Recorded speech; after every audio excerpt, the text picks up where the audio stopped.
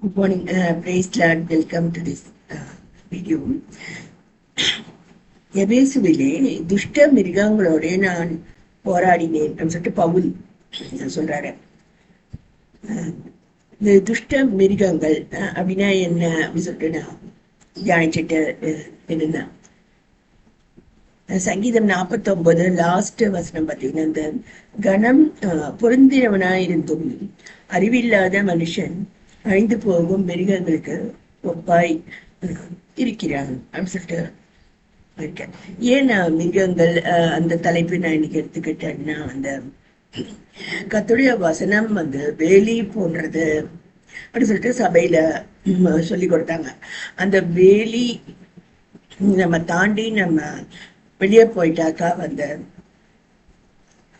துஷ்ட மிருகங்கள் காட்டு மிருகங்களுக்குள்ள நம்ம சிக்கிக்கொள்வோம் அப்படின்னு சொல்லிட்டு கர்த்தருடைய பெரிதான கிருபையினால நான் அப்படிப்பட்ட ஒரு சூழ்நிலையிலிருந்து மீட்கப்பட்டு வந்தேன். ஸோ அதனால சிலருக்கு இது பிரயோஜனமா இருக்குன்னு சொல்லிட்டு நான் இதை ஷேர் பண்ண விரும்புகிறேன். ஸோ மிருகங்கள் அப்படின்னு பார்க்கும்போது இப்பெல்லாம் இந்த மைட்டி பீம் அப்படின்னு சொல்லிட்டு ஒரு தொடர் வருது. முன்னாடி சோட்டா பீம் அப்படி இருந்தது. இப்போ மைட்டி பீம் மித்தலாஜிக்கல் கிட், அது ரொம்ப கியூட்டா அது அசாதாரணமான காரியங்களை அது செய்து அசாதாரணமான ஸ்ட்ரென்த் காண்பிக்குது, அற்புதங்களை எல்லாம் நடப்பிக்குது அப்படின்னு சொல்லிட்டு அதை பத்தி நிறைய எபிசோட்ஸ் நான் பார்த்தேன். அந்த குழந்தை தன்னுடைய அம்மாவுக்காக ஒரு பூ தேடி அது போகுது. அப்போ ஒரு சிங்கம் அதை துரத்துறதா அந்த எபிசோட் வருது.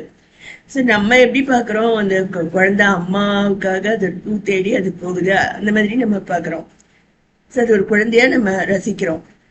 சிங்கம் எப்படி பார்க்குதுன்னா, ஒரு பீஸ் ஆஃப் ஃப்ளஷ் அப்படிதான் அது பார்க்குது. ஸோ அந்த மைட்டி பீம் அந்த மித்தலாஜிக்கல் கிட்டோடைய கேப்பபிலிட்டிஸ் சிங்கத்துக்கு தெரிவி செய்யாது. அதுக்கு அது ஒரு உணவாகும், அல்லது பீஸா ஃப்ளஷ் அங்கே இருக்குதுன்ற மாதிரி அந்த சிங்கம் அது ஒரு காட்டு மிருகம் அது அப்படி பார்க்குது.